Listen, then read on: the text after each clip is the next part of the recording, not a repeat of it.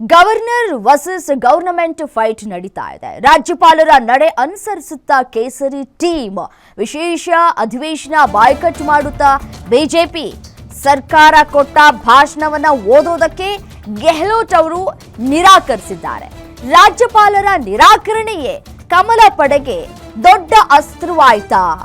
ಅಧಿವೇಶನ ಕರೆದಿರುವಂತಹ ಕಾಂಗ್ರೆಸ್ಗೆ ತಿರುಗೇಟನ್ನ ಕೊಡುತ್ತಾ ಬಿಜೆಪಿ ಗವರ್ನರ್ ನರೇಗಾ ಪ್ರಸ್ತಾಪಿಸದಿದ್ದಲ್ಲಿ ಚರ್ಚಿಸದೇ ಇರುವುದಕ್ಕೆ ತೀರ್ಮಾನವನ್ನ ಕೈಗೊಳ್ಳುತ್ತಾ ನರೇಗಾ ವಿಚಾರವನ್ನ ಚರ್ಚೆಯಿಂದ ಕೈಬಿಡೋದಕ್ಕೆ ಬಿಜೆಪಿ ನಿರ್ಧಾರವನ್ನ ಮಾಡುತ್ತಾ ರಾಜ್ಯಪಾಲರು ಅಧಿವೇಶನದಲ್ಲಿ ಓದಿದ್ದನ್ನ ಮಾತ್ರ ಚರ್ಚಿಸೋದಕ್ಕೆ ಪ್ಲಾನ್ ಅನ್ನ ಮಾಡಿಕೊಂಡಂತೆ ಕಾಣಿಸ್ತಾ ಇದೆ. ಬಿಜೆಪಿಗೆ ಇದು ನಿಜಕ್ಕೂ ಸಿಕ್ಕಿರುವಂತಹ ದೊಡ್ಡ ಆಪರ್ಚುನಿಟಿ, ದೊಡ್ಡ ಚಾನ್ಸ್. ಇದನ್ನ ಯಾವ ರೀತಿಯಾಗಿ ಸದುಪಯೋಗ ಪಡಿಸ್ಕೊಳ್ತಾರೆ, ಯಾವ ರೀತಿಯಾಗಿ ಉಪಯೋಗ ಪಡಿಸ್ಕೊಳ್ತಾರೆ ಅನ್ನೋದು ಕಾದ್ ನೋಡಬೇಕಾಗಿದೆ. ಇದೊಂದು ನಿಜಕ್ಕೂ ಬಿಜೆಪಿಗೆ ಪ್ಲಸ್ ಪಾಯಿಂಟ್ ಆಗಿ ಪರಿಗಣಿಸ್ತಾ ಇದೆ.